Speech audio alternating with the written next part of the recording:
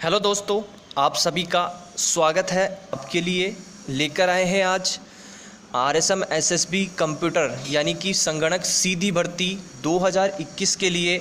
आपके लिए जो ओल्ड पेपर रहा था 2018 में जो भर्ती निकली थी और इस पर परीक्षा करवाई गई थी RSM SSB बोर्ड द्वारा कंप्यूटर सीधी भर्ती, तो उसका आपके लिए पेपर का सॉल्यूशन लेकर आए हैं। पूरा पेपर और ऑफिशियल जो आंसर की रही थी उसके आधार पर आपको यहाँ हर एक प्रश्न का उत्तर बताया जाएगा। आपकी हर परीक्षा में आपके ये काम आने वाले प्रश्न हैं, चाहे आपकी RSM SSB की हो या फिर आपकी RPSC की हो। हर परीक्षा में यही प्रश्न बार बार हो रहे हैं रिपीट।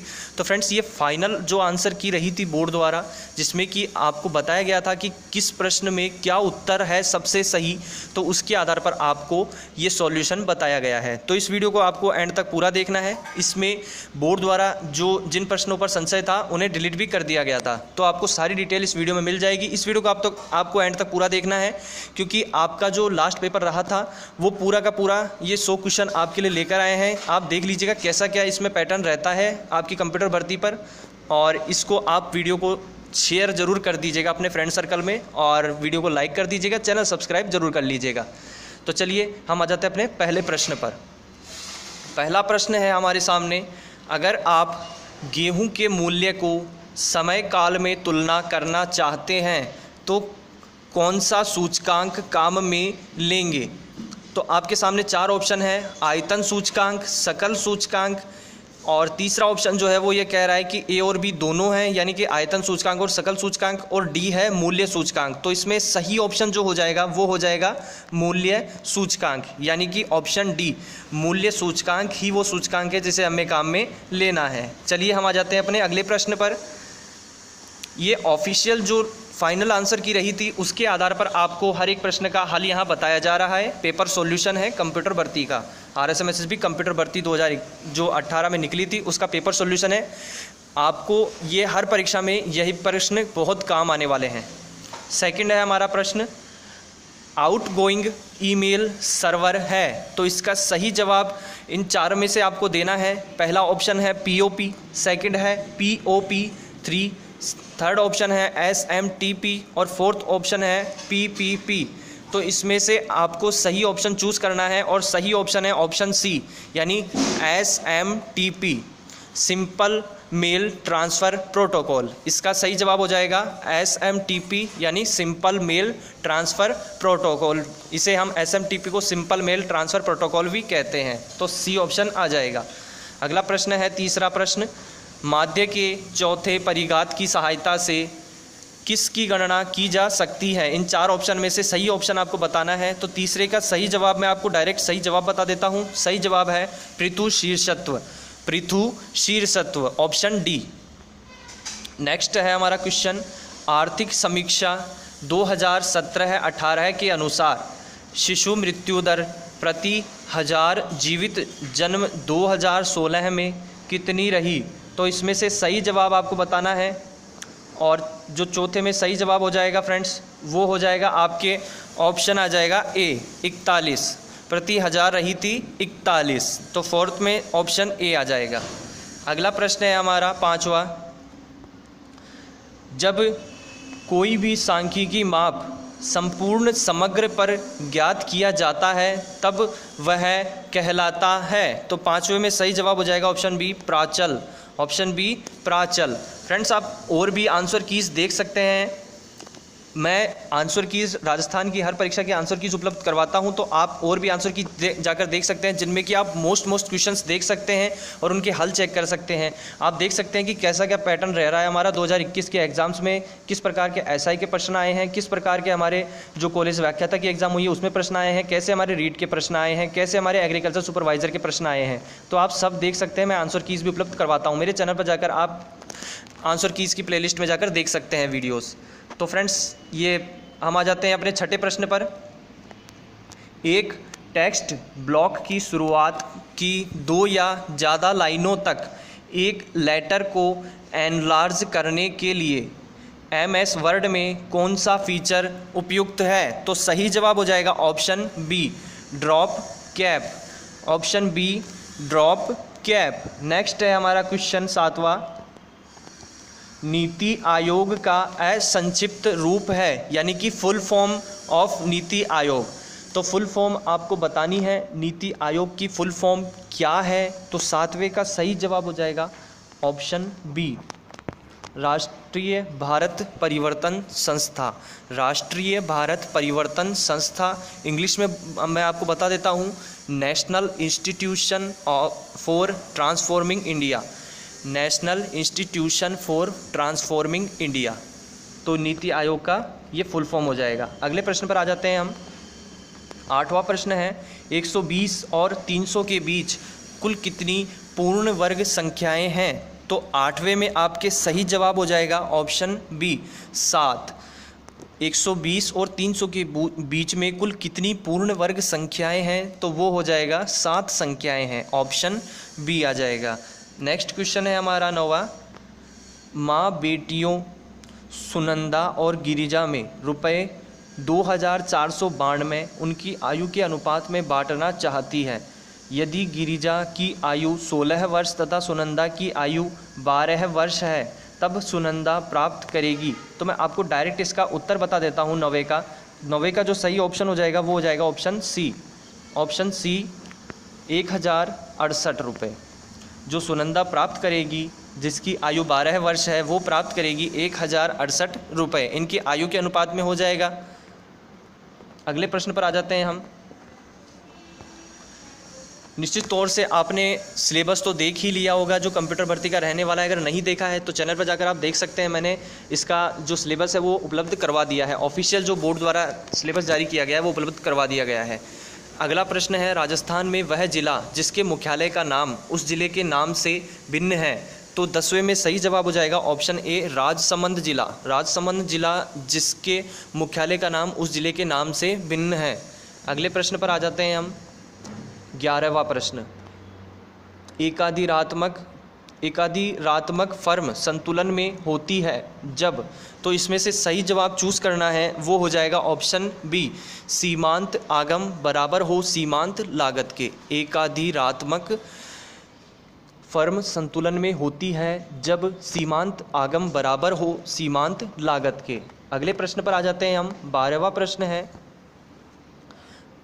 किसका प्रयोग दोनों फिशर्स और कैलिस सूत्र जिससे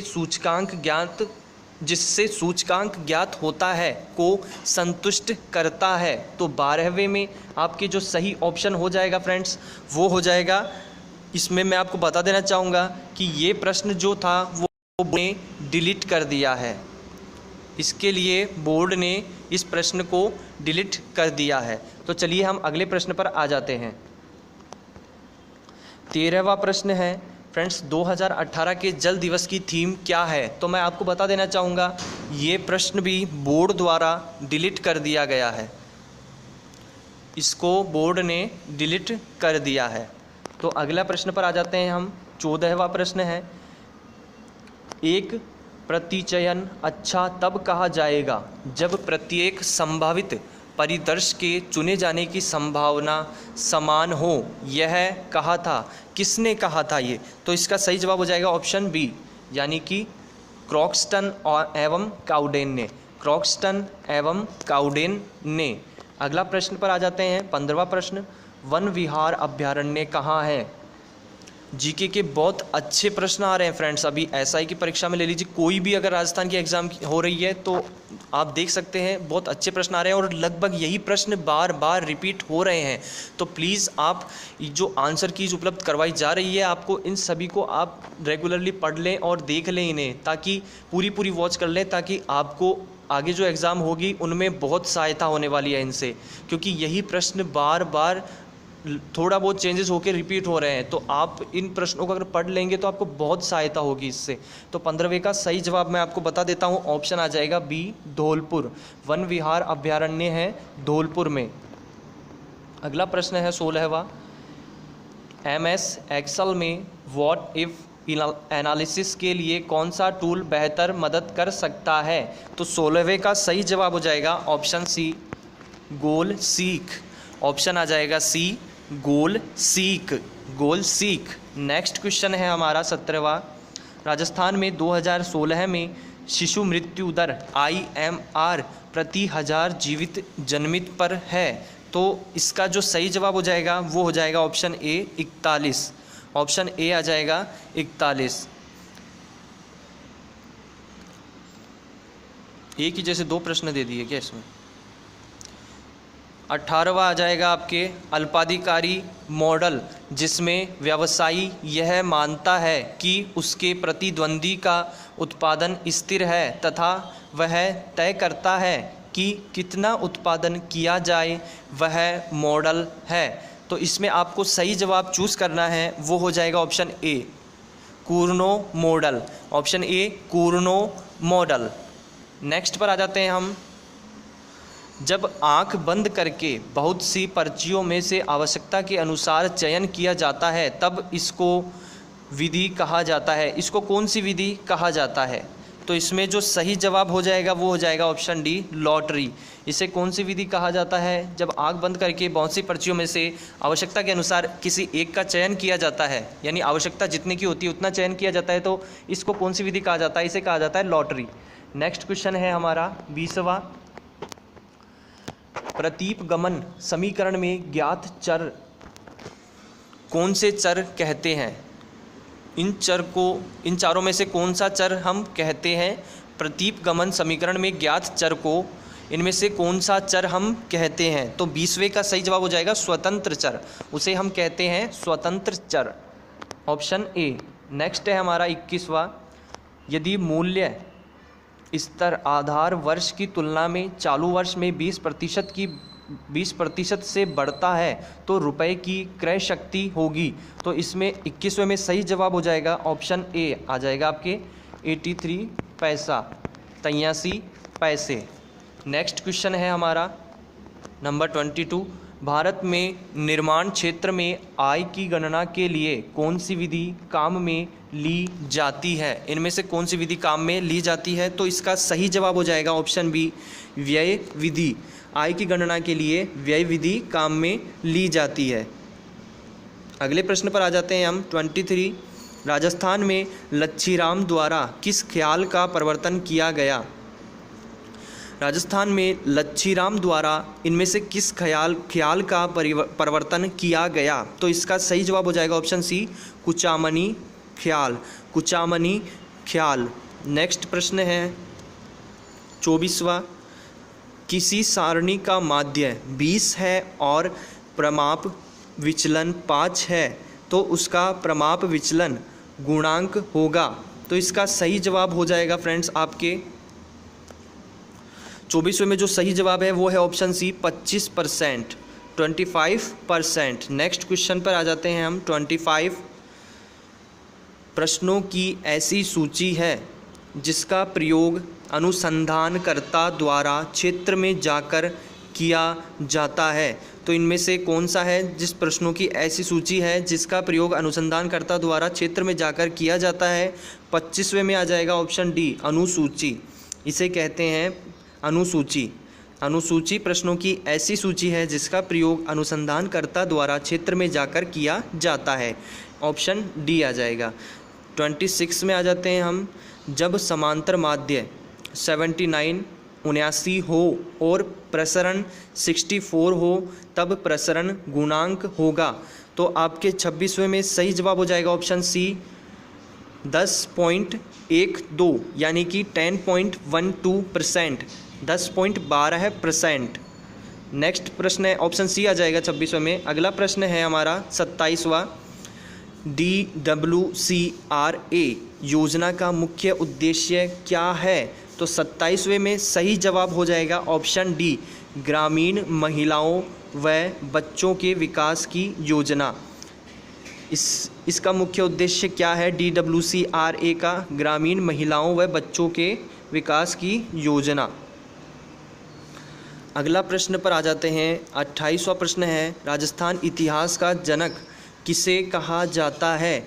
राजस्थान इतिहास का जनक किसे कहा जाता है? इसका ऑप्शन आ जाएगा colonel Tod. Colonel James Tod भी कहते हैं, जिन्होंने अपनी पुस्तक में पहली बार राजस्थान शब्द का उपयोग किया था। तो अगले प्रश्न पर आ जाते हैं हम। 29वां प्रश्न है प्रतिदर्श, अध्ययन या अनुसंधान में सूक्ष्मता इनमें से किससे नहीं हो सकता है।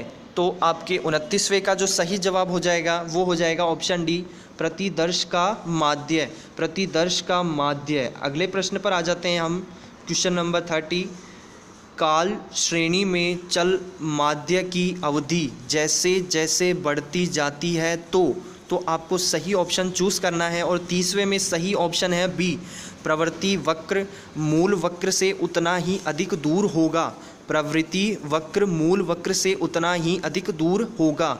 अगला प्रश्न है 31वां। अधिकांश आर्थिक एवं व्यावसायिक काल श्रेणियां प्रयुक्त करती हैं। तो 31वें का सही जवाब हो जाएगा ऑप्शन ए, गुणनात्मक निदर्श, गुणनात्मक निदर्श। अगला प्रश्न है 32वां। राजस्थान के कौन से प्रसिद्ध संत बीकानेर में कातरियासर से संबंधित हैं। इनमें से कौन से हैं राजस्थान के संत जो कि बीकानेर में कातरियासर से संबंधित हैं। तो 32वें का सही जवाब हो जाएगा ऑप्शन बी, सिद्ध जसनाथ, सिद्ध जसनाथ। अगला प्रश्न है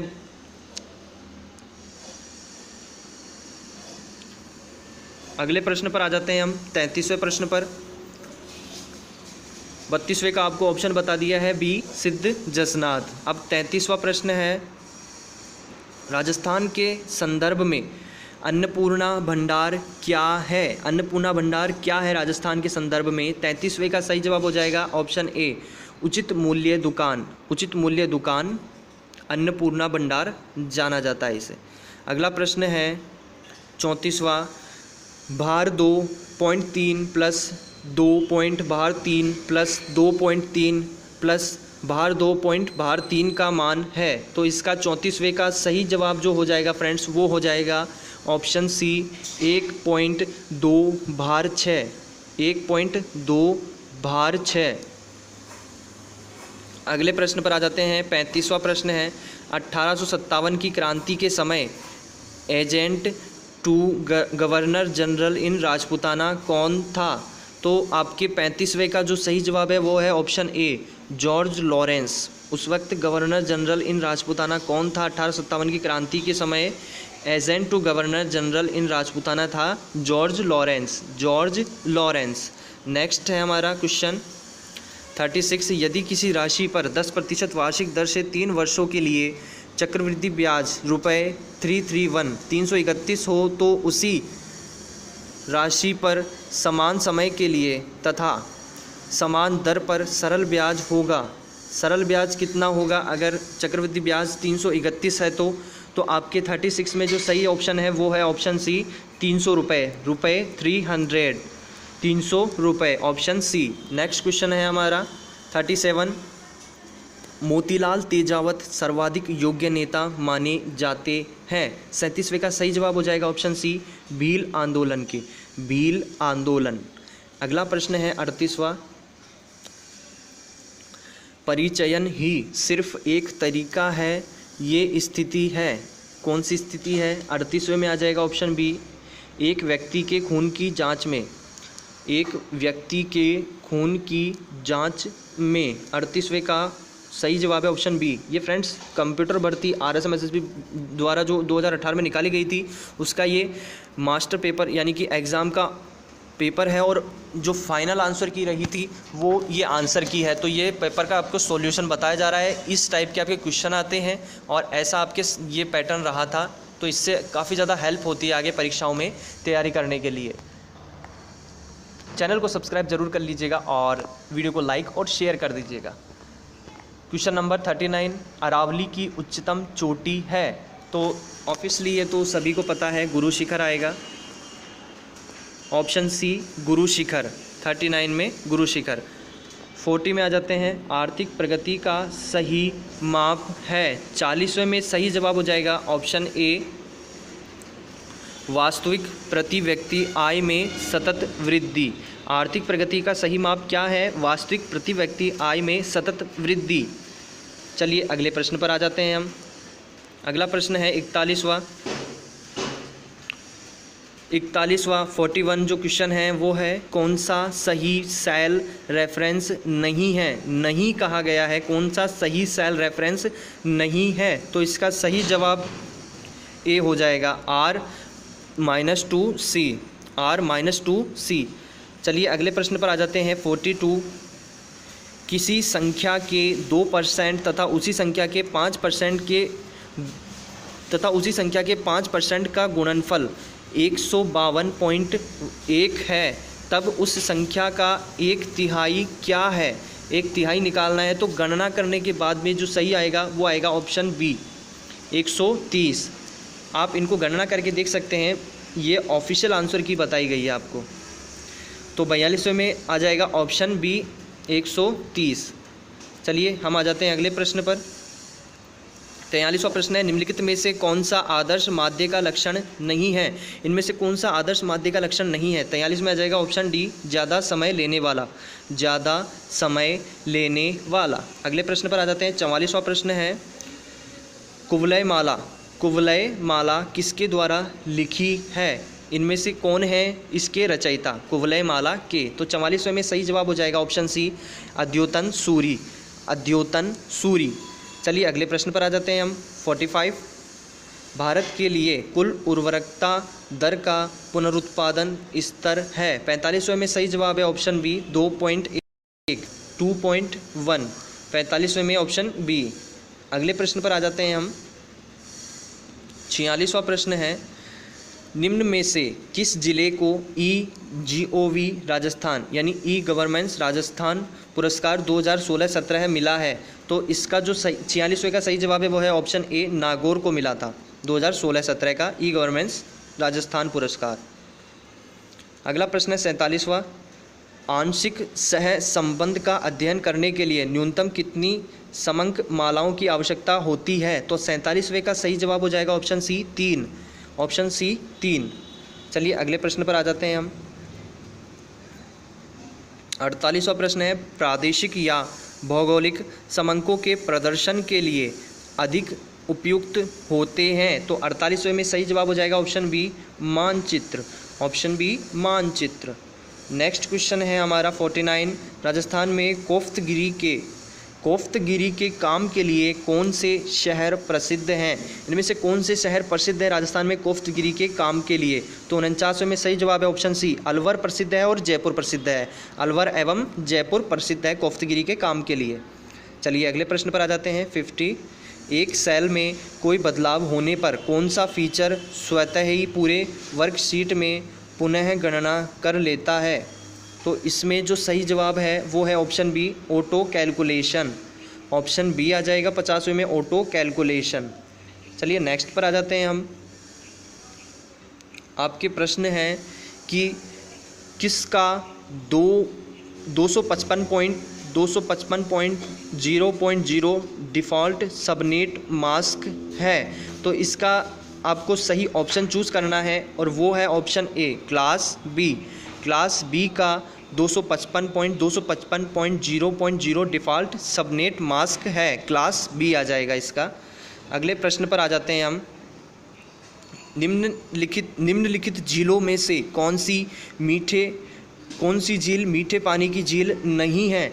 मीठे पानी की झील कौन सी नहीं है। तो 52 में आ जाएगा सी पचपदरा झील मीठे पानी की झील नहीं है। बाकी कोलायत झील मीठे पानी की झील है, छापरताल झील मीठे पानी की झील है और जवाई झील भी मीठे पानी की झील है। लेकिन आपको पूछा गया है नहीं है, तो नहीं है पचपदरा झील। चलिए अगले पर आ जाते हैं हम। 53वां प्रश्न है निम्न में से कौन सा युग्म सही नहीं है। नहीं कहा गया है आपके कौन सा युग्म सही नहीं है। तो 53 में सही जवाब हो जाएगा ऑप्शन ए रूडा राज्य में शहरी गैर कृषि क्षेत्र के संवर्धन की एजेंसी है। तो ये ऑप्शन आपके सही युग्म नहीं है, बाकी तीनों सही है। यानी रीको राज्य में औद्योगिकीकरण के विकास का सर्वोच्च संगठन है।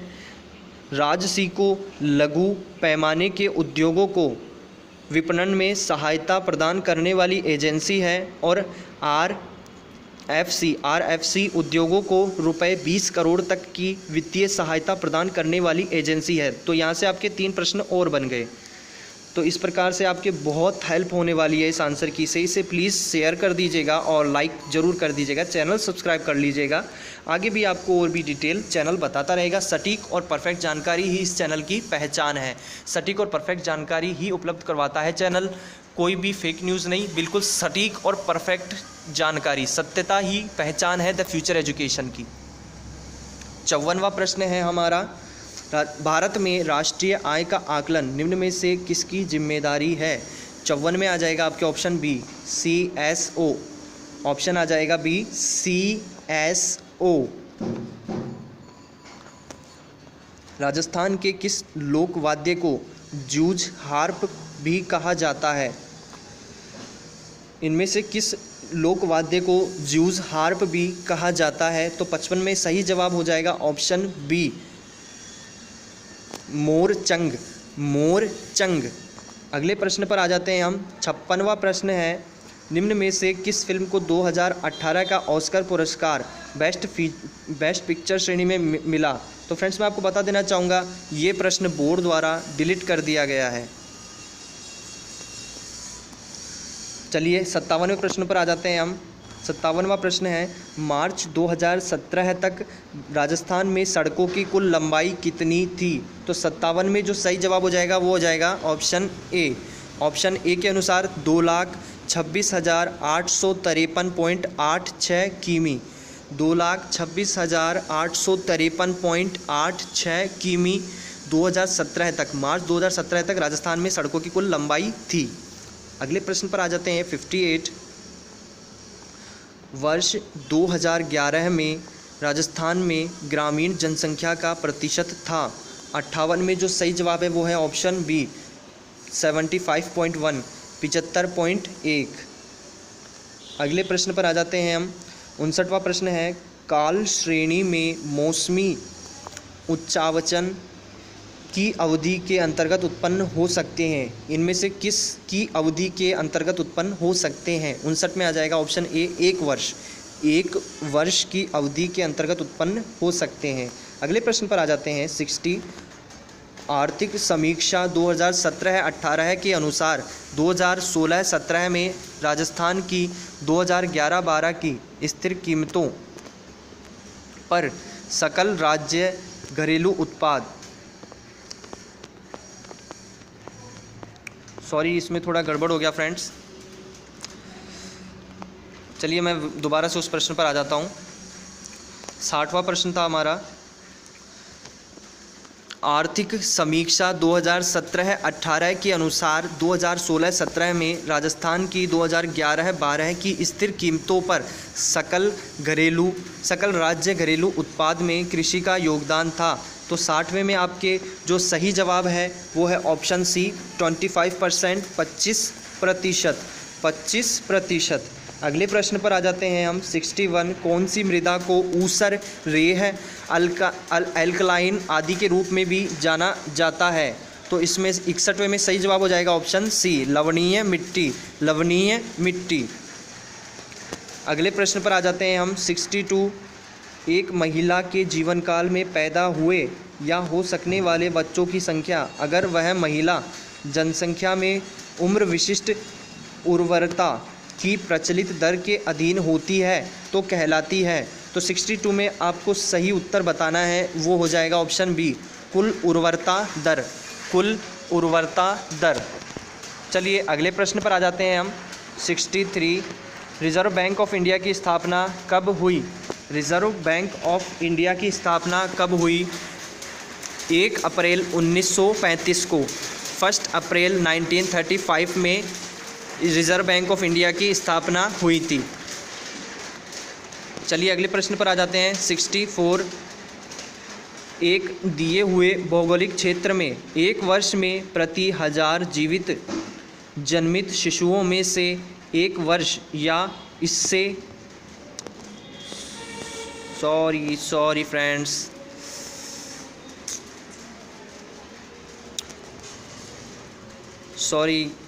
एक दिए हुए भौगोलिक क्षेत्र में एक वर्ष में प्रति 1000 जीवित जन्मित शिशुओं में से एक वर्ष या इससे कम आयु में मर गए शिशुओं की संख्या को कहते हैं। 64वें में आपके सही जवाब हो जाएगा ऑप्शन डी शिशु मृत्यु दर 65 डैश व दक्षिण कोरिया ने वार्षिक सैन्य अभ्यास फॉल ईगल ड्रिल पूरा किया। तो इनमें से सही ऑप्शन चूज़ करना है। 65वें में आपके मैं बता देना चाहूँगा फ्रेंड्स, ये प्रश्न जो है वो बोर्ड द्वारा डिलीट कर दिया गया है। इस प्रश्न को बोर्ड द्वारा डिलीट कर दिया गया है। चलिए अगले प्रश्न पर आ जाते हैं हम। 66वां प्रश्न है, लाकड़ा वाला फार्मूला संबंधित है। लाकड़ा वाला फार्मूला इनमें से किससे संबंधित है? तो 66 में सही जवाब हो जाएगा ऑप्शन ए, गरीबी रेखा से। अगले प्रश्न पर आ जाते हैं हम। 67, एक्सेल सेल में text data by default align होता है। तो इनमें से सही ऑप्शन जो हो जाएगा वो हो जाएगा ए, लेफ़्ट अलाइन होता है। एक्सेल में text data by default left align होता है। अगले प्रश्न पर आ जाते हैं हम। 68, महाराणा मेवाड़ चैरिटेबल फाउंडेशन उदयपुर द्वारा कर्नल जेम्स टोड अवार्ड 2018 किसे प्राप्त हुआ है? 68वें में आ जाएगा आपके option C, professor John Stratton Hawley को प्राप्त हुआ है। चलिए हम आ जाते हैं 69 में। यदि x और y में सहसंबंध गुणांक धनात्मक होता है तो हम कह सकते हैं कि इनमें से सही जवाब चूज़ करना है, वो हो जाएगा ऑप्शन डी, दोनों b व c। b और c दोनों सही हैं इसमें। अगर x बढ़ता है तो y भी बढ़ता है, अगर x कम होता है तो y भी कम होता है। चलिए अगले प्रश्न पर आ जाते हैं हम। 70वां प्रश्न है, निम्न में से कौन से मुद्रा पूर्ति के माप को व्यापक मुद्रा कहा जाता है? तो 70 में जो सही जवाब है वो है ऑप्शन सी, M3। चलिए अगले प्रश्न पर आ जाते हैं हम। शेखावाटी प्रदेश के कौन से ज़िले में कोई भी नदी नहीं पाई जाती है? अच्छा प्रश्न है। 71 में आ जाएगा चूरू में कोई भी नदी नहीं पाई जाती है। अगला प्रश्न है हमारा 72, द्विपक्षीय एकाधिकार से तात्पर्य है। तो इसमें सही जवाब है ऑप्शन सी, एक विक्रेता व एक क्रेता। द्विपक्षीय एकाधिकार से तात्पर्य है एक विक्रेता व एक क्रेता। चलिए अगले प्रश्न पर आ जाते हैं हम। 73, विक्षेप आरेख पर अंकित सभी बिंदुओं का x अक्ष के समांतर सीधी रेखा पर होना दर्शाता है। इनमें से कौन सा दर्शाता है? तो 73 में आ जाएगा आपके ऑप्शन सी, सहसंबंध का अभाव दर्शाता है। अगले प्रश्न पर आ जाते हैं। 74 है, एक काल श्रेणी प्रतीपगमन समीकरण में y बराबर a प्लस bx। यहाँ a क्या है? ए क्या है यहाँ पर? तो 74 में आ जाएगा ऑप्शन ए, वाई अवरोधन है। ए क्या है? वाई अवरोधन। अगले प्रश्न पर आ जाते हैं। 75, वस्तु x जिसकी मांग बेलोचदार है की कीमत में वृद्धि के फलस्वरूप वस्तु x के उपभोक्ताओं का कुल व्यय है। 75 में आपके ऑप्शन जो आ जाएगा वो आ जाएगा डी, यानी कि बढ़ेगा, कुल व्यय बढ़ेगा। 75 में डी आ गया। अगला प्रश्न है 76, 23 अप्रैल से 30 अप्रैल 2018 तक कौन सा राष्ट्रीय सप्ताह मनाया गया? तो आपके 76 में आ जाएगा ऑप्शन बी, 29वां राष्ट्रीय मार्ग सुरक्षा सप्ताह। 77 में आ जाते हैं हम। 40 संख्याओं का औसत शून्य है, उनमें धनात्मक संख्याओं की अधिकतम संख्या हो सकती है। तो 77 में आ जाएगा ऑप्शन ए, 39 हो सकती है। उसमें धनात्मक संख्याओं की अधिकतम संख्या कितनी हो सकती है? 39। ठीक है। अगला प्रश्न है 78, निम्न में से किस बैंक ने देश का प्रथम जीवन शैली व बैंकिंग सेवा platform YONO you only need one शुरू किया है? तो 78 में आ जाएगा आपके ऑप्शन ए, SBI ने शुरू किया है। योनो जो ऐप है वो SBI ने शुरू किया है। 78 के बाद हम आ जाते हैं 79 में। निम्न में से कौन सा आर्थिक एवं सांख्यिकी निदेशालय राजस्थान का कार्य नहीं है? निम्न में से कौन सा आर्थिक एवं सांख्यिकी निदेशालय राजस्थान का कार्य नहीं है? नहीं कहा गया है तो इसमें आ जाएगा ऑप्शन बी, आंकड़ों के संग्रह व संकलन में द्विगुणन। आंकड़ों के संग्रह व संकलन में द्विगुणन। ठीक है, अगले प्रश्न पर आ जाते हैं हम। नंबर 80, फिशर का सूचकांक संतुष्ट नहीं करता है। फिशर का सूचकांक किसे संतुष्ट नहीं करता है? 80 में सही जवाब हो जाएगा ऑप्शन सी, चक्रीय जांच। चक्रीय जांच। अगला प्रश्न है 81वां। फ्रेंड्स, मैं आपको बता देना चाहूँगा 81वां जो प्रश्न है वो बोर्ड द्वारा डिलीट कर दिया गया है। 81वें प्रश्न को बोर्ड द्वारा डिलीट कर दिया गया है। ऑफिशियल जो फाइनल आंसर की रही थी उसमें बोर्ड द्वारा इसे डिलीट कर दिया गया था और इसके बोनस अंक दिए गए थे। इन सभी प्रश्नों के बोनस अंक दिए गए हैं जो डिलीट कर दिए गए थे।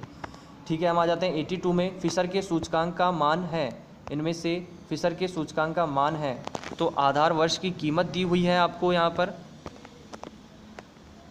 फिशर के सूचकांक का मान है, इनमें आपको आधार कीमत दी हुई है, आधार वर्ष की संख्या है, प्रचलित वर्ष की कीमत है और प्रचलित वर्ष की मात्रा है। तो इसके अनुसार जो फिशर के सूचकांक का मान है वो आपके ऑप्शन आ जाएगा बी।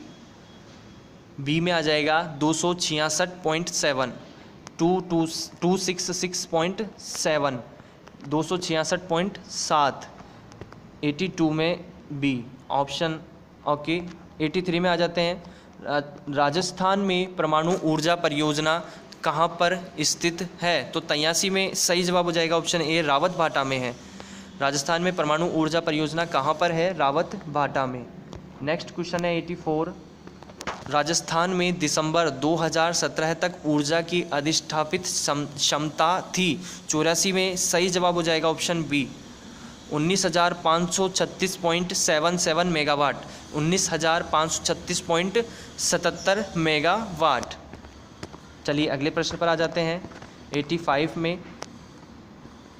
वर्तमान राजस्थान के कौन से क्षेत्र महाभारत काल में जांगल देश के नाम से जाने जाते थे? 85 में सही जवाब हो जाएगा ऑप्शन बी, बीकानेर और जोधपुर। बीकानेर और जोधपुर महाभारत काल में जांगल देश के नाम से जाने जाते थे। अगले प्रश्न पर आ जाते हैं 86।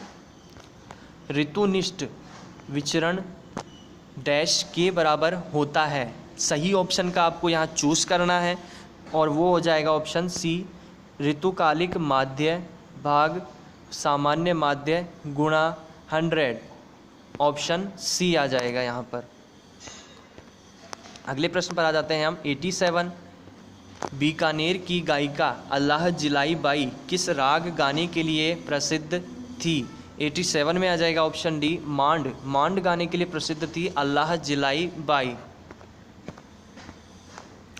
अगला प्रश्न है हमारा 2018-19 के बजट के अनुसार वित्तीय वर्ष 2018-19 में राजस्थान का प्रत्याशित राजकोषीय घाटा सकल राज्य घरेलू उत्पाद के प्रतिशत के रूप में है। कितना आएगा यहाँ पर? सही ऑप्शन चूज करना है आपको। 88 में हो जाएगा ऑप्शन सी, 2.98, 2.98। ठीक है, अगला प्रश्न है हमारा 89। डॉर्बिश तथा बाउले का सूचकांक सूत्र है। डॉर्बिश तथा बाउले का सूचकांक सूत्र है। तो 89 में जो हो जाएगा वो हो जाएगा ऑप्शन डी, 1/2 और यहाँ आ जाएगा सिग्मा P1 Q0 बटा sigma P0 Q0 plus sigma P1 Q1 बटा सिग्मा P0 Q1। तो अगला प्रश्न है 90। कौन सी नदी मृत नदी के नाम से जानी जाती है? 90 में आ जाएगा आपके ऑप्शन डी, घग्गर नदी। घग्गर नदी। 91। हाल ही में सरकार द्वारा उत्तम ऐप को निम्न में से किस उद्देश्य के लिए लॉन्च किया गया है? 91 में आपके आ जाएगा ऑप्शन सी, कोयले की गुणवत्ता जांच। कोयले की गुणवत्ता जांच, ऑप्शन सी। नेक्स्ट है 92। एक श्रृंखला के सभी सम अंकों के डैश से विचलन का बीजीय योग 0 होता है। तो आपका यहाँ सही चूज करना है ऑप्शन, वो हो जाएगा आपके सी, समांतर माध्य। एक श्रृंखला के सभी सम अंकों के समांतर माध्य से विचलन का बीजीय योग 0 होता है। 92 हो गया। वीडियो को लाइक और शेयर कर दीजिएगा और चैनल को सब्सक्राइब जरूर कर लीजिएगा। 93 में आ जाते हैं, प्राथमिक समंकों के संग्रह की रीति है। 93 में आ जाएगा ऑप्शन ए, अप्रत्यक्ष मौखिक अनुसंधान। अप्रत्यक्ष मौखिक अनुसंधान।